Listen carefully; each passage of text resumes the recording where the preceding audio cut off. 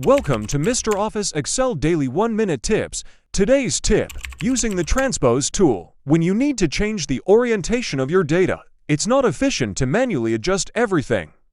Manual changes are time-consuming and prone to errors. Instead, you should use the Transpose function. There are two ways to use the Transpose function in Excel. Method 1. Using the Transpose tool. First, select your data range. Copy the selection. Right-click where you want to paste the transpose data, for example, A9. Choose Paste Special, then click the Transpose. Method 2. Using the Transpose function. Select the range where you want the transpose data to appear. Type the formula equals transpose A1 to C6. Press Ctrl plus Shift plus Enter to enter it as an array formula. Your data will now be transposed and dynamically linked to the original data.